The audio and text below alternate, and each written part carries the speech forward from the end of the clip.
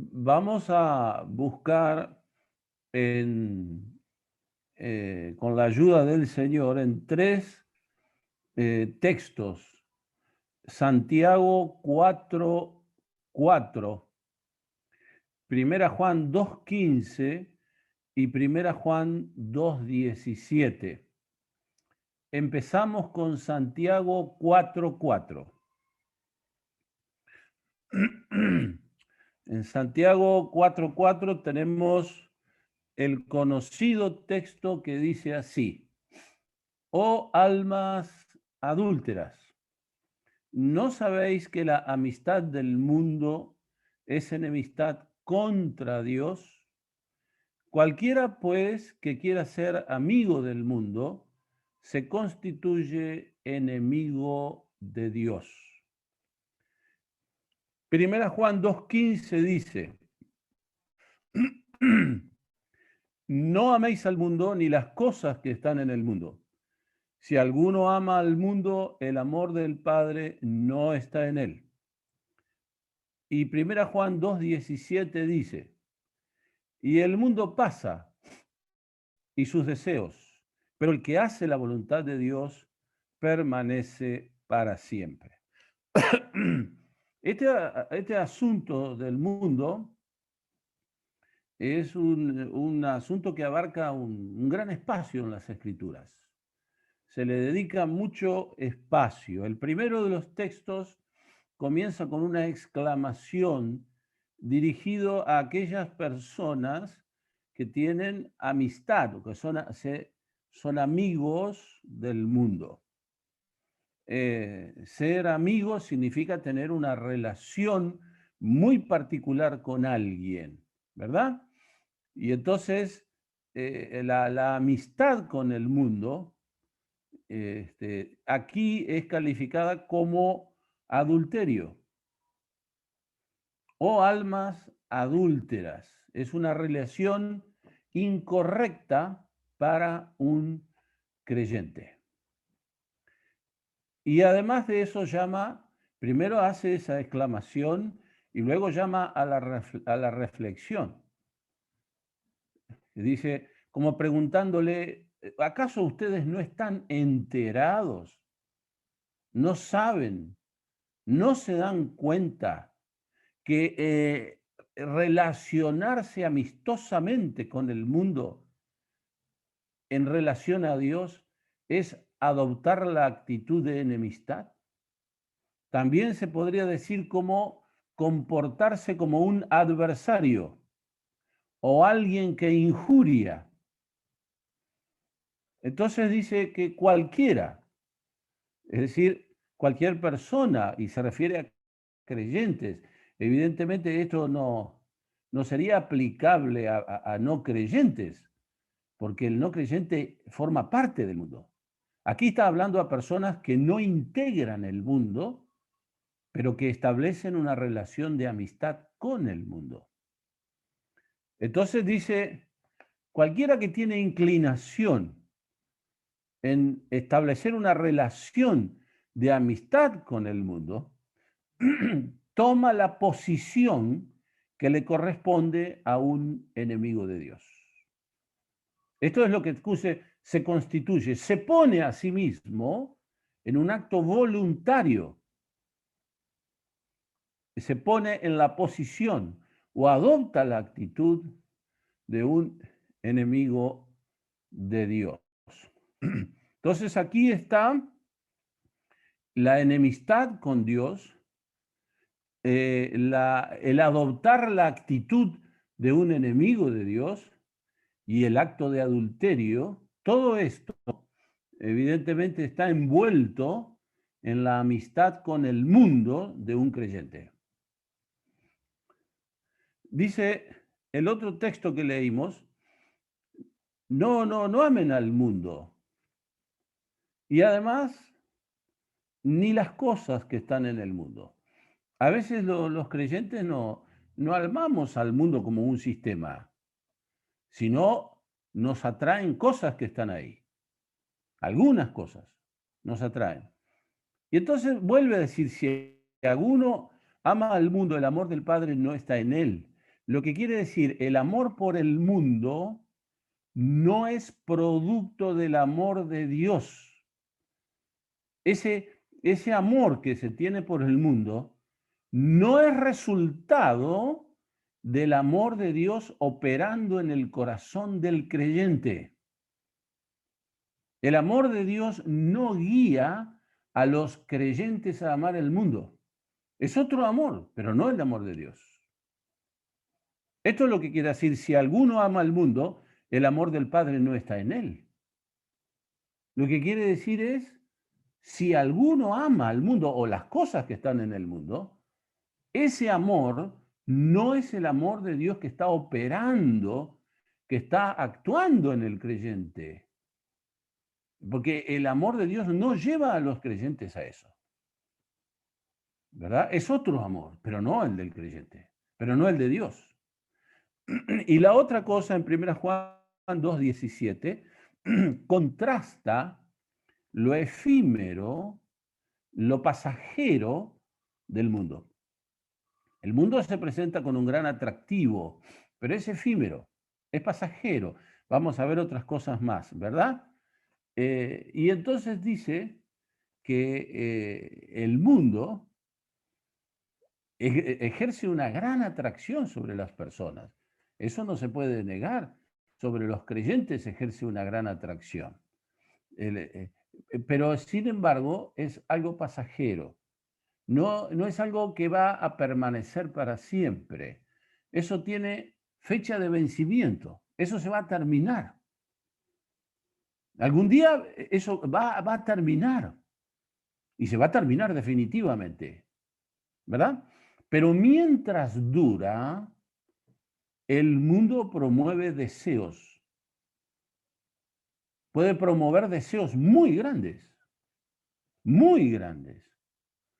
Y entonces dice, reflexiona, pero el que hace la voluntad de Dios, el que obedece a Dios, y obedecer a Dios aquí implica sí o sí apartarse del mundo. La verdadera obediencia a Dios no es compatible con el amor por el mundo. Son dos cosas incompatibles. Son como el agua y el aceite, no se pueden mezclar. ¿Verdad?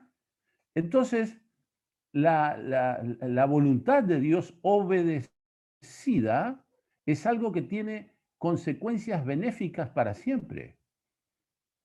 Es algo que Dios aprueba, que Dios va a recompensar, que no desaparece de la memoria de Dios. Tiene consecuencias, ¿verdad?, para el futuro. En cambio, el ocuparse del mundo implica, entre otras cosas, para un creyente, una pérdida de tiempo y el ocuparse de algo que va no solamente a ser condenado, sino que va a desaparecer. Se va a ir para siempre, ¿verdad? Y nunca más lo vamos a ver. Entonces, aquí tiene que ver, se contrasta entonces la actitud de alguien que cede ante la atracción y que cede ante los deseos que esa atracción promueve, ¿verdad? Con aquella persona que obedece a Dios. Son dos situaciones completamente distintas la una de la otra y con consecuencias muy distintas. No solamente para la vida acá, mientras estamos acá, sino también para recompensas y para muchas cosas del creyente cuando el Señor se lo lleve. Ahora, en 1 Juan 2, del 15 al 17, como leímos unos textos allí, se menciona la palabra mundo. Pero en la Biblia, la palabra mundo se utiliza de distintas maneras y conviene que la tengamos en cuenta. Por ejemplo, en 1 Timoteo 2:9 y en 2 Pedro 3:3, aparece el mundo, ¿verdad? Disculpen. Aparece el mundo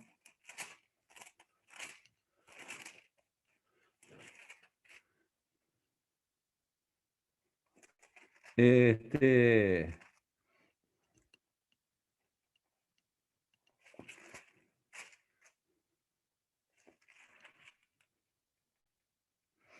aparece el mundo, pero allí aparece la palabra mundo en el sentido de una estructura, un orden, una organización o un adorno. ¿Mm? Se refiere al mundo como una ornamentación, ¿verdad? Y es una palabra que utilizaban a veces los arquitectos griegos, ¿verdad? La otra palabra es en Romanos 1:20 y en Hebreos 4:3. Allí la palabra mundo hace referencia a la creación material. Se refiere a los ríos, a las montañas, a los desiertos, a la selva, a los árboles, etcétera, todo lo que el Señor ha creado, ¿verdad? Y se refiere al mundo allí como la creación que salió de las manos y de la voluntad y del poder de Dios, ¿no? En Juan 3:16, el conocido versículo de Juan 3:16, o Mateo 5:14, o 2 Corintios 5:19, también aparece la palabra mundo, pero ahí no se refiere a la creación material, sino que se refiere a la sociedad humana que no cree en Cristo, a los seres humanos tal cual existen sin fe en Cristo. Se refiere a la sociedad humana. En 1 Juan 5:19 aparece también la palabra mundo, pero se refiere a un sistema dominado por Satanás. Es decir, a todo un sistema que está bajo la autoridad o bajo la directa influencia de una persona. El mundo entero está bajo el maligno. Y allí se subraya la palabra entero, y no partes, sino la totalidad de ese sistema actúa independientemente de Dios, pero no es un sistema independiente, actúa independientemente de Dios, pero está bajo la influencia del gobierno del maligno. En Romanos 11, versículos 12 y 15, también aparece la palabra mundo, pero en este caso, la palabra mundo está aplicada al mundo gentil. Se refiere a los gentiles, ¿verdad? Es decir, a las naciones que no son Israel, al mundo gentil. Después aparece Mateo 16:26 y 1 Corintios 7:31. Y aquí la palabra mundo aparece aplicada a algunos aspectos que ofrece el mundo. Se refiere a las posiciones sociales, a la riqueza, ¿verdad? A la influencia, al poder, a todas esas cosas que las personas del mundo aspiran y quieren tener y que hacen grandes esfuerzos por llegar a tener y que son temporales. Porque el mundo es temporal y todo lo que contiene y ofrece también lo es. Y por último, en Santiago 3:6 se dice que la lengua es un mundo de maldad. La lengua es un mundo de maldad. ¿Y qué se dice de la lengua? Eso. ¿Y qué es lo que quiere decir? ¿Verdad? Que el hablar de las personas es tan inmensa las consecuencias que tiene, la magnitud de cosas que puede decir, que puede expresar, que puede provocar, que puede desencadenar. El hablar de las personas incluye una enorme cantidad y variedad de cosas que muchas veces nosotros no nos damos cuenta. Es decir, la lengua Y acá está hablando, advirtiendo del peligro del mal uso de la lengua. Dice, es un mundo. Lo que quiere, cuando dice un mundo, quiere llamar la atención de la magnitud, de la enormidad y de la cantidad de consecuencias, ¿verdad? Que la persona después no puede dominar. Dicho de otra manera, un aspecto de eso quiere decir las fuerzas que despliega y que después no puede dominar. ¿Se entiende? Entonces, hay una variedad tan grande de cosas, una magnitud tan grande, que dice, la lengua es un mundo de maldad. Entonces, estas son, me parece a mí, las aplicaciones más relevantes de la palabra mundo. Y están todas relacionadas entre sí. Yo no las mencioné como compartimentos estancos, como cosas que no tienen relación, sino que en realidad, cuando uno las mira, ¿verdad? Excepto la creación material tal vez, pero todo lo otro tiene relación. Ahora, en Juan 17:15, el Señor dice varias cosas en relación al mundo. El Señor no dice, Él no aspira a que los creyentes abandonen la sociedad donde viven. No dice, usted se tiene que convertir e irse a un lugar aislado. Nosotros sabemos que no es así. Sería un error pensar eso. De ninguna manera. El Señor no dice que los creyentes tienen que salir de la sociedad. E irse a vivir en el medio del campo, en un lugar donde la influencia del mundo no llegue. No es así, sino que en realidad Él dijo, yo no quiero que lo quites del mundo. No es eso lo que Cristo estaba pidiendo, ¿verdad? Cristo no pidió al Padre que sacara a los creyentes del mundo. Lo que Él pidió es que guarde a los creyentes del poder del mundo. Esto es lo que Él pidió, ¿verdad? Y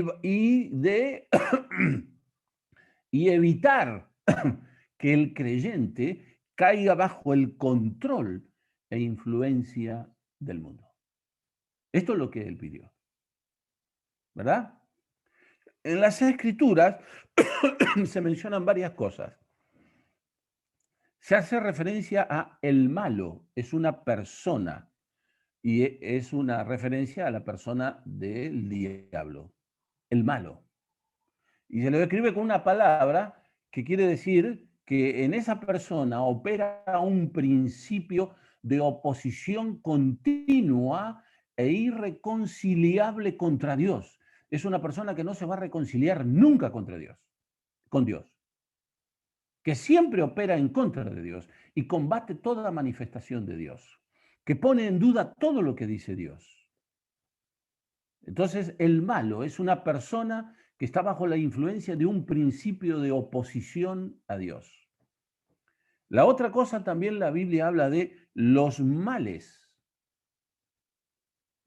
y que son la consecuencia, ¿verdad?, de la influencia del pecado y del diablo en la sociedad. También la Biblia habla del siglo malo o época mala. Se refiere a una época dominada por el mal, en donde impera el mal.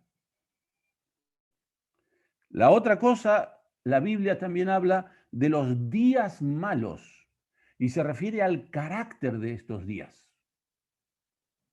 ¿Verdad?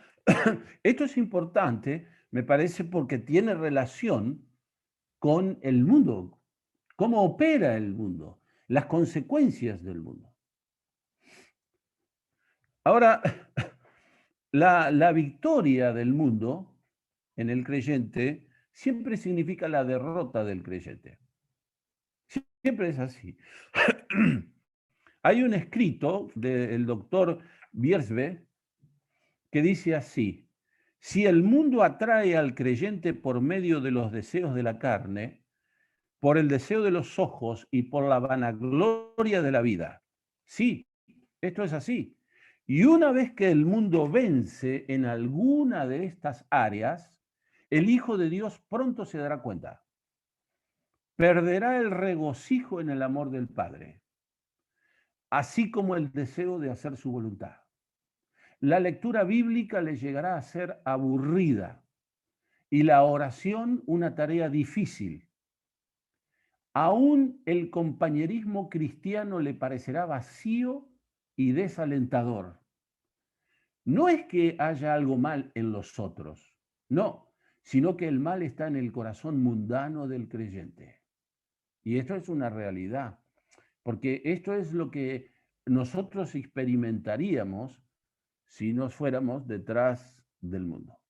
En 1 Juan 2, 15, 17, que ya citamos, el mundo aparece como un sistema que produce y estimula las siguientes cosas. El mundo estimula los deseos de la carne, los estimula y ofrece satisfacción a los deseos de nuestra naturaleza caída. Los estimula, ¿verdad? Los enfatiza, los quiere motorizar, quiere que adquieran una gran influencia en el creyente. Eso va a variar en cada creyente, no en todos los creyentes es igual. Y por otro lado, le ofrece al creyente la satisfacción de esos deseos. La atracción, por lo tanto, que ejerce es enorme. La otra cosa que estimula son los deseos de los ojos. Generalmente es por los ojos que se estimulan las concupiscencias. Las concupiscencias son los deseos de la naturaleza caída. Esa naturaleza sigue actuando, no pudo evitar que el creyente se convirtiera, pero no por eso deja de actuar. Ya no le puede hacer perder la salvación, pero va a afectar su vida y va a afectar el fruto de la vida de ese creyente. Es decir, la vista es una vía que tiene el mundo para estimular. Y no solamente en cuestiones sexuales, en cuestiones de moda, en cuestiones de espectáculos y en muchos otros aspectos de las cosas que ofrece que atraen al creyente. La tercera cosa que el mundo estimula se refiere a la vanagloria de la vida. Y eso hace referencia a la forma o el tren de vida que desarrollamos. Deseo de fama, poder, exhibicionismo, éxito, riqueza, lujo, comodidad, la arrogancia de la vida. Y todo lo que el mundo ofrece y estimula como logros deseables. Después tenemos la experiencia de Eva, que siempre se menciona, ¿verdad? Porque en realidad ahí comenzó el asunto. Génesis 3, del 1 al 6, ¿no?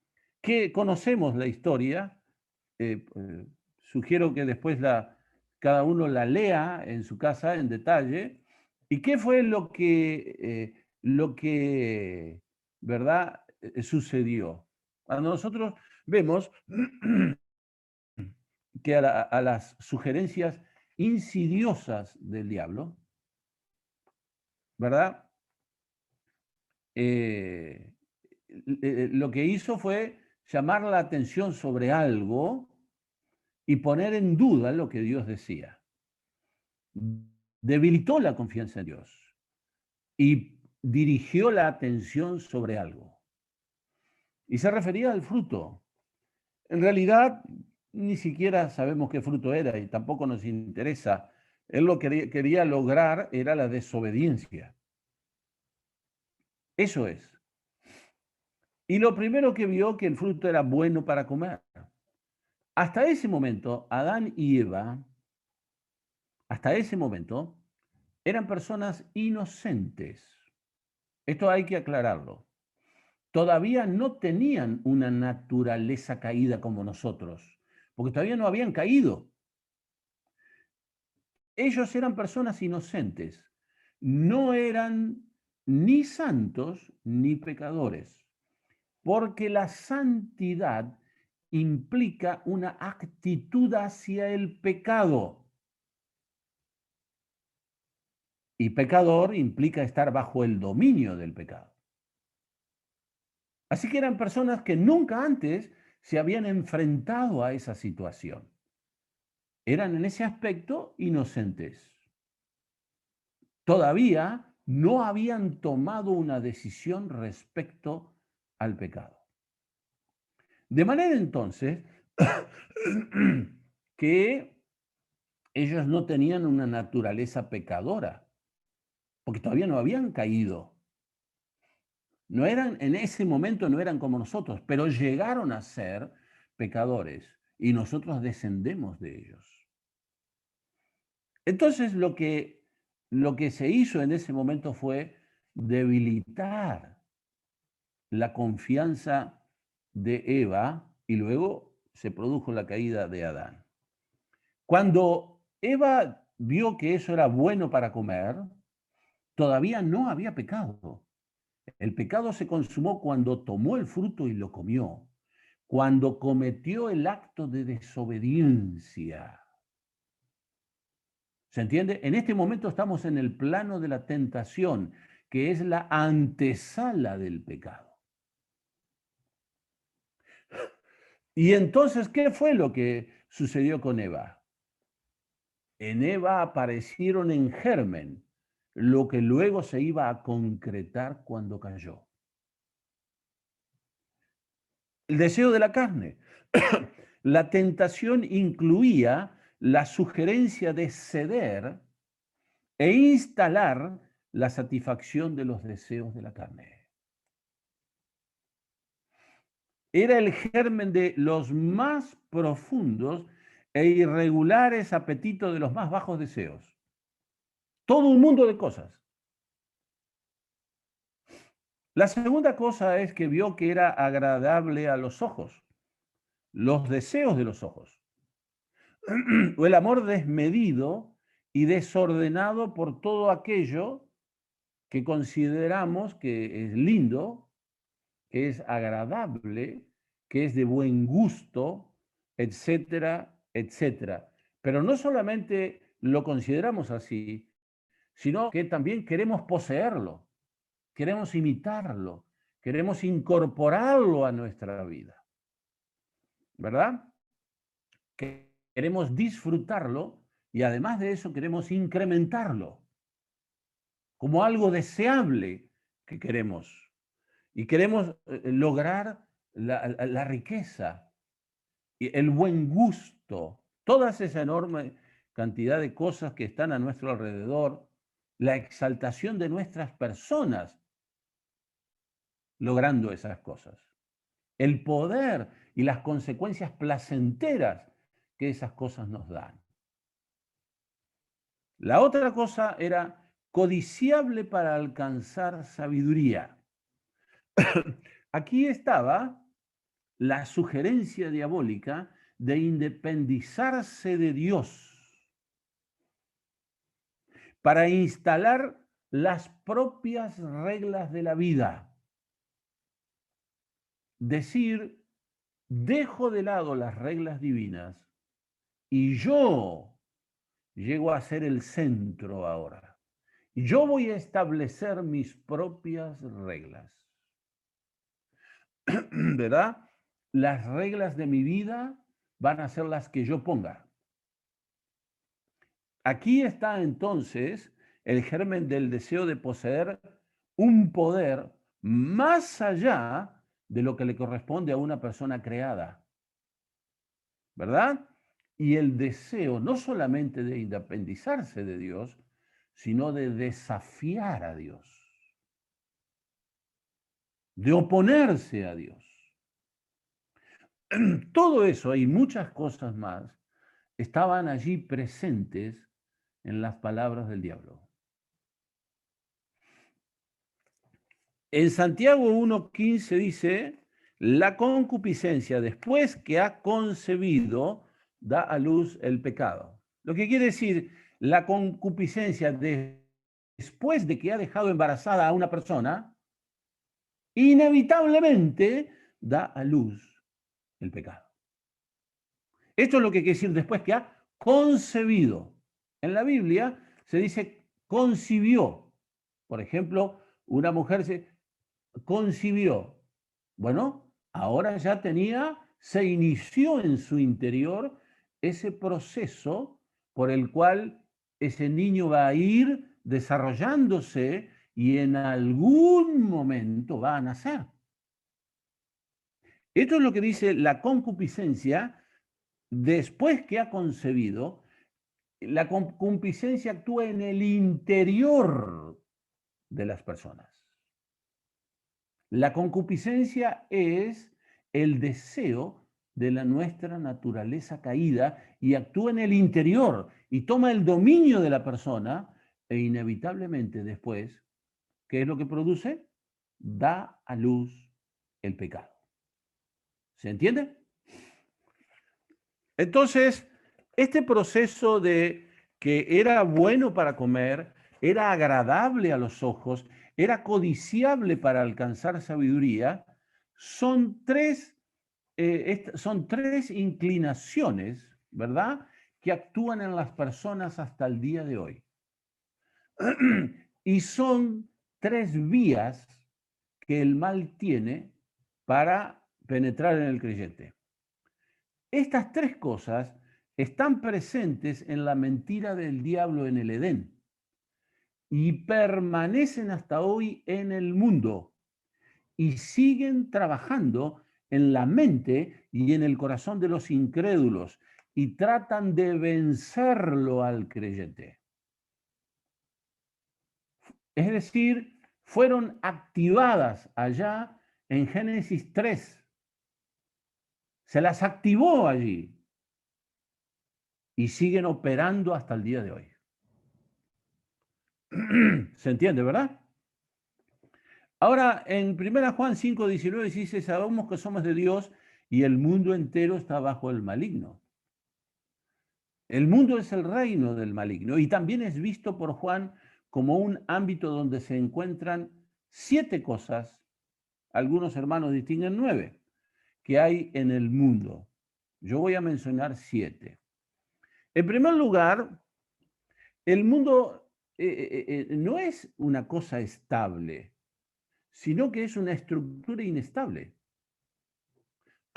El mundo no puede ofrecer seguridad, no puede ofrecer firmeza, no puede ofrecer paz y tranquilidad, porque en el mundo lo que hay es inestabilidad, es una estructura inestable que tiene un gran dinamismo, pero que es inestable, ¿verdad? En el mundo lo que hay es odio, engaño, líderes mentirosos, hay incredulidad y una enorme influencia diabólica.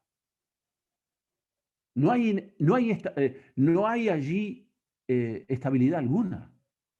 No hay posibilidad alguna de éxito. Eso va a terminar mal. Inevitablemente va a terminar mal, aunque ahora despliegue una gran actividad. El mundo va a terminar mal. Muy mal. Aunque a la vista nuestra pareciera de que no es así.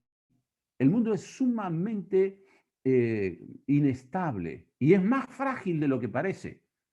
Miren cómo está el mundo por un virus. No lo pueden controlar. No, por lo menos hasta ahora. Quizás lo controlen, pero con gran esfuerzo. Y luego va a aparecer otra cosa. Quizás esto desaparezca. Pero ¿cuántas muertes tuvieron que pagarse? El mundo es inestable, no ofrece seguridad. Y esto puede desaparecer y quizás venga otra cosa después. Y así va.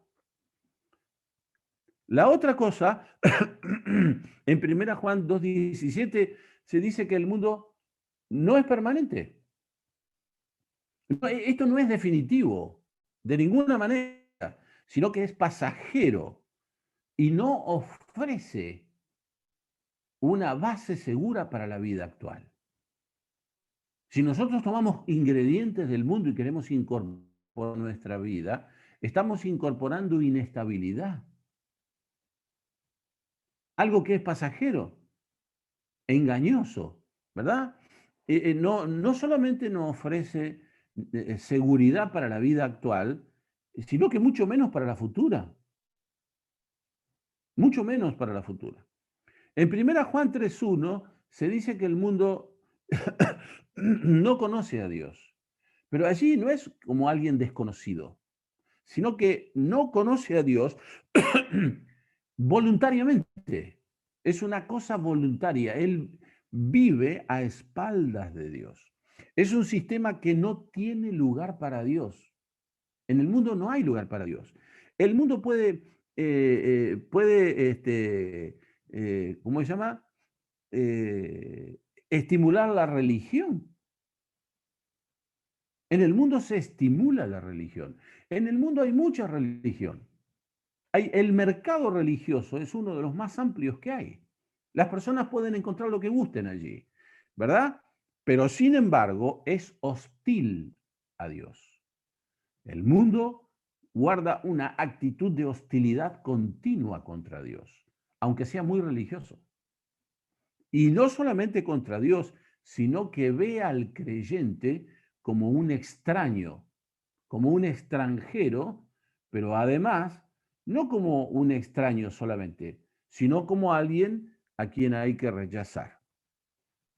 En 1 Juan 3, 12, 13 al 14, el mundo rechaza y aborrece a los creyentes, de la misma manera que rechazó a Cristo. La actitud que el mundo guardó hacia Cristo es la misma que guarda hacia los creyentes. Si el mundo no puede hacer todo lo que quiere contra los creyentes, es porque el Señor en Juan 17 intercedió por la iglesia, ¿verdad?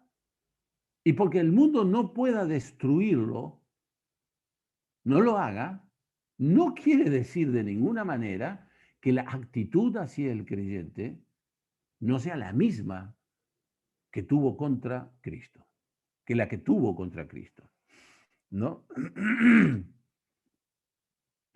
En 1 Juan del 4:1 adelante, el mundo es el origen y el hogar de los falsos profetas y de los falsos maestros. Eso se ve, Pedro habla de ese tema. En el mundo se desarrolla una gran actividad religiosa, como ya dijimos, está repleto de religión. A las personas, el mundo le ofrece religión, pero es una actividad estimulada por el diablo. Es una imitación de lo verdadero. Y además tiende a influenciar a la iglesia. Es una actividad también destinada a influenciar a la iglesia, a introducir confusión. Y como dije, es una obra que imita la obra de Dios, pero es engañosa, un gran despliegue religioso. También en el versículo 3 de Juan, del capítulo 4 de 1 Juan, se dice que del mundo, y eso lo vemos después más en detalle en, en Tesalonicenses y en Apocalipsis, ¿verdad? Va a surgir el gran impostor, el que va a querer ocupar el lugar de Cristo, pero se va a oponer a Cristo, que se conoce como el anticristo. Surge del mundo, surge de la sociedad que no cree en Cristo, bajo la influencia del diablo. Va a surgir un líder que va a llevar al mundo a la hecatombe, ¿verdad? Es el liderazgo final, el que va a culminar toda esa carrera del mundo y que lo va a llevar a, a la hecatombe final, ¿no? Esta persona se va a presentar como el que tiene la solución para los problemas. Hay hambre en el mundo, yo lo puedo solucionar. Hay injusticia en el mundo, yo la puedo solucionar. Israel tiene problemas, yo se los voy a solucionar. No se ponen de acuerdo las ideologías y todas esas cuestiones. Yo lo puedo solucionar. Esta persona va a venir con las grandes soluciones. Y al principio la gente le va a creer. Rechazaron a Cristo, pero van a aceptar. Cristo dice, a mí no me recibieron, pero otro vendrá en su nombre y a él recibiréis. Nosotros vemos cómo las personas se inclinan hacia el error, porque rechazan la verdad. Cuando nosotros vemos que el Señor Jesucristo ingresó a Jerusalén en lo que se llamó el Domingo de Ramos, fue la única vez en que un grupo, que las personas le dieron una recepción triunfal a Cristo. Y unos días después, la multitud eligió. Le dieron a elegir entre Barrabás y Cristo. Y el mundo eligió a Barrabás. Y el mundo va a seguir eligiendo así, hermanos. Eso es algo que nosotros no vamos a poder cambiar. No es un problema político, no es un problema económico, no es un problema social, no es un problema ideológico, no, es un problema espiritual. El mundo va a seguir eligiendo así y va a terminar con la elección del anticristo. Eso nosotros no lo vamos a poder cambiar. Ya el Señor dijo que va a ser así. Ese es el mundo. Ese es el carácter del mundo que nosotros no podemos cambiar. La otra cosa que el mundo es, viven los incrédulos. Es el hogar de los que rechazan a Cristo. Ahí viven. Ese es su hogar. Ellos encuentran allí todo lo que ellos quieren. Ese es el ámbito donde ellos desenvuelven su vida. ¿Verdad? Todo lo que hay en el mundo está de acuerdo con un espíritu de rechazo de Cristo y de rechazo de la palabra de Dios. Y los incrédulos viven allí. Ese es el hogar de ellos. También se dice que el mundo es controlado por el diablo. En 1 Juan 5:19 ya lo citamos, que el diablo tiene al mundo bajo su directa influencia. Y además, el diablo reproduce el carácter, su carácter en las personas. El Señor le dijo a un grupo de personas que se manifestaban como sus seguidores, les dijo, vosotros sois de vuestro padre el diablo. Lo que quiso decir es, ustedes me están siguiendo a mí y están diciendo que son seguidores míos. Pero él veía los corazones de él y él distinguía en esas personas los rasgos de filiación verdadera de esas personas. Él veía los rasgos del carácter de estas personas y se daba cuenta que no tenía nada que ver con la exteriorización religiosa de esas personas. Esas personas, en realidad, unos minutos después, querían matar a Cristo. Y Él les dice, vosotros sois de vuestro padre el diablo, y los deseos de vuestro padre queréis hacer. Él es homicida desde el principio. Es decir, estas personas, bajo ese rasgo de religiosidad, bajo ese manto de religiosidad, tenían un carácter que expresaba su verdadera relación filial. ¿Entendemos? El Señor dice, ustedes tienen el mismo carácter de su padre. Y en realidad me van a querer matar. Y le dijo, ese es uno de los rasgos principales del carácter del diablo. Él es homicida desde el principio. Él colaboró, intervino en la muerte espiritual de Adán y Eva. Y luego sigue actuando en la muerte física. Quiere suprimirlo. Suprimir. ¿Verdad?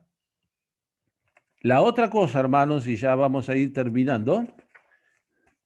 Acá dice, no os conformáis a este siglo, transformaos por medio de la renovación de vuestro entendimiento para que comprobéis cuál sea la buena voluntad de Dios agradable y perfecta. Romanos 12:2.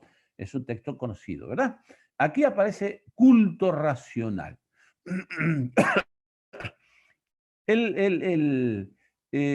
¿Cómo se llama? El creyente está llamado aquí a entregar su cuerpo a Dios. Es un culto de un sacrificio, ¿verdad? De ofrecer un sacrificio, pero es algo inteligente, es algo voluntario. El creyente está llamado a entregarse a Dios, a una vida dedicada a Dios y el cuerpo al servicio de Dios. Eso es un culto racional, de una mente iluminada que se pone al servicio de Dios. Es un acto de adoración espiritual. No conformarse al mundo, es decir, no permita que el mundo le ponga su molde. Él no puede hacerle perder la salvación al creyente, pero puede cambiar su forma de pensar. Puede ponerle un molde y el creyente puede llegar a ser una persona mundana, porque piensa igual de los que no son creyentes. Piensa igual que ellos. Evitar que la mente sea moldeada por la fuerte influencia del mundo. No adoptar los estilos del mundo. Que la vida no caiga bajo la influencia de los valores y de las tendencias mundanas. La otra cosa es un cambio producto de una mente que ha sido renovada. Una mente que piensa como Dios, que decide según el criterio divino, con motivaciones y objetivos distintos a los del mundo, ¿verdad? Se dice que el creyente que no está en esa situación no puede conocer la voluntad de Dios. Un creyente mundano no va a conocer la voluntad de Dios, porque Dios no va a revelar su voluntad a ese creyente, aunque la tenga, pero no la va a conocer. Estas tres cosas, ¿verdad? Culto racional, no conformarse al mundo y un cambio en la mente, ¿verdad? Una mente que piensa según los principios divinos, dice, son necesarias para conocer la voluntad de Dios. Entonces, ¿verdad? Nosotros necesitamos conocer la voluntad de Dios. Es necesaria. ¿Cómo vamos a hacer para vivir si no conocemos eso? ¿Qué rumbo vamos a tomar? ¿Qué decisiones vamos a tomar? Lo necesitamos. Necesitamos saber qué es lo que Dios piensa acerca de ciertas cosas, qué es lo que Dios nos indica, hacia dónde nos lleva, ¿verdad? Y entonces, una mente que, que no está moldeada por el mundo, está en condiciones de conocer la voluntad de Dios.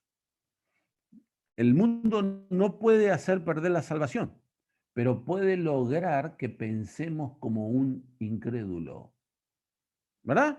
Moldeando nuestra mente, ejerciendo influencia sobre nuestra mente, puede cambiar la escala de valores del creyente, los principios que gobiernan su mente, ¿verdad? Lo puede hacer, ¿no? Y esto nos va a llevar a una situación en donde estaremos obstaculizados, no sabremos cómo conocer la voluntad de Dios. Y un pasaje, el final, que me parece muy importante, es el de Efesios 4, del 17 al 24. No andar como los inconversos, ¿verdad? Efesios 4, del 17 al 24, es un texto más o menos extenso, pero dice, esto pues digo y requiero en el Señor que ya no andéis como los otros gentiles que andan en la vanidad de su mente, teniendo el entendimiento entenebrecido, ajenos de la vida de Dios, por la ignorancia que en ellos hay, por la dureza de su corazón, los cuales después que perdieron toda sensibilidad, se entregaron a la lascivia para cometer con avidez toda clase de impureza. Mas vosotros no habéis aprendido así a Cristo. Si en verdad le habéis oído y habéis sido por él enseñados conforme a la verdad que está en Jesús. En cuanto a la pasada manera de vivir, despojaos del viejo hombre que está viciado conforme a los deseos engañosos y renovaos en el espíritu de vuestra mente y vestíos del nuevo hombre creado según Dios en la justicia y santidad de la verdad. Entonces aquí nos habla a los creyentes, porque esto está dirigido a creyentes, en primer lugar del pasado y de la realidad que nos rodea. Entonces dice, no, ya no anden, no desarrollen su vida guiados por los mismos principios de los inconversos. No asienten su forma de pensar en esas cosas. No decidan guiados por esas cosas. ¿Verdad? No andar como los otros gentiles. Esto encierra muchas cosas allí, ¿verdad? Sino que ellos cómo andan, guiados por una mente inconsistente. Vanidad de su mente quiere decir algo hueco, que no es consistente, que no es firme, que no ofrece seguridad, que es engañosa. Dice, no podemos vivir guiados por una mente así. Cuando nos convertimos, estamos llamados a dejar esa mente, a dejar esa forma de vida, sino ahora guiarnos por otra mente distinta, otra forma de pensar completamente distinta. Ellos viven con un entendimiento entenebrecido. El inconverso tiene una mentalidad, ¿cómo se llama? Llena de oscuridad, ¿verdad? Cuando uno los escucha hablar, ve las decisiones que toman, uno percibe esa oscuridad. Ellos no tienen vida en sí mismos, están muertos espiritualmente, pero además esa situación es voluntaria. Son ignorantes, pero son ignorantes porque ellos han endurecido su corazón. Es una situación a la que han llegado como consecuencia de endurecer su corazón y no recibir a Cristo. Es una dureza voluntaria. Además de eso, son insensibles. No tienen sensibilidad para las cosas espirituales. No las conocen porque están muertos espiritualmente. ¿Verdad? Aquí se habla de que los inconversos están guiados por una mente inconsistente, vacía, quiere decir reprobada, que si la ponemos a examen, seguro que pierde el examen. Con un entendimiento en tinieblas, guiados por la ignorancia, ¿no? Y además son responsables de esa ignorancia porque eso es consecuencia de la dureza que ellos mismos han adoptado para su corazón. Se trata de una ignorancia voluntaria. La otra cosa, el creyente dice que, se dice al creyente, ustedes, ¿verdad? Mas vosotros no habéis aprendido así a Cristo. ¿Qué es lo que quiere decir? Que nosotros conocemos al Señor y no encontramos en el Señor nada de esas cosas. No hay rastros en la persona de Cristo de esas cosas. Son extrañas a esas cosas. En el carácter de Cristo, en la forma de vivir de Él, en sus palabras, en la forma de relacionarse con los demás, todo lo que podamos observar nosotros del Señor en las Escrituras, no encontramos en la persona de Cristo ningún rastro de esas cosas, sino todo lo contrario. Lo que encontramos en Cristo no solamente es diferente a esas cosas, sino es antagónica con esas cosas, se opone a esas cosas. Por eso dice, ustedes no han aprendido hacia Cristo. El creyente desde cierto punto de vista aprende a Cristo. ¿Cómo lo aprende? Conociéndolo. Y a medida que conocemos cosas de Él, más nos damos cuenta que en la persona de Cristo no hay nada de esas cosas. No hay nada. Nunca vamos a encontrar nada de eso. Entonces, la otra cosa es, el carácter y la mente de Cristo no solo es distinto a estas cosas, sino también antagónica. Entonces, ¿qué es lo que estamos llamados nosotros a hacer? Como si nos sacáramos ropa, una campera, ¿verdad? Un sobre todo, un poncho, nos sacamos el viejo hombre, nos sacamos de encima del viejo hombre. Y agarramos y tomamos otro poncho y nos lo ponemos encima, el nuevo hombre. El nuevo hombre. El creyente debe despojarse de los criterios y los valores de la vida anterior. De la misma manera que alguien se cambia los vestidos. Se abandona lo viejo y se adopta lo nuevo. Y busca la mente creada por Dios. Renovarse en el espíritu de vuestra mente. ¿Qué quiere decir eso? ¿Qué es esto de renovarse en el espíritu de vuestra mente? Es algo que ocurre en el interior del creyente y hace referencia al poder o a los principios que gobiernan la mente del creyente. Esto es lo que quiere decir renovarse, el abandonar la forma de pensar de las personas que viven en el mundo. ¿Verdad? Y ahora recibir los principios de la mente divina.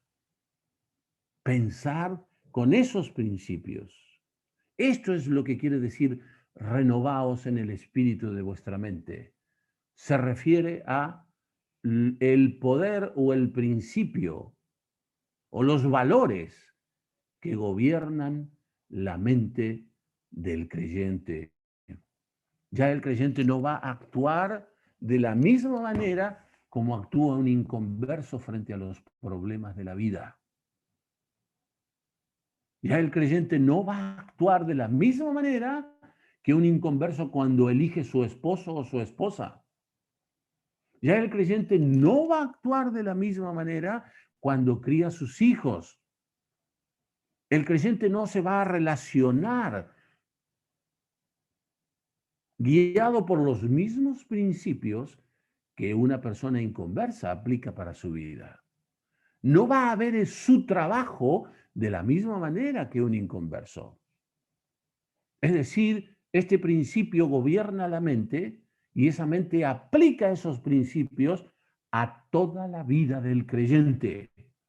Y el creyente se aleja del mundo y se acerca a Dios. El creyente mundano básicamente es alguien que es salvo. Si es verdadero creyente, el Señor cuando venga se lo va a llevar. Pero ha vivido muchos años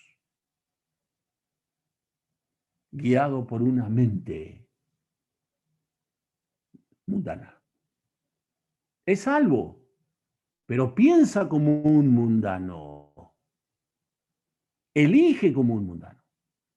Así que, hermanos, estas son cosas que están en las Escrituras y nos advierten de los peligros.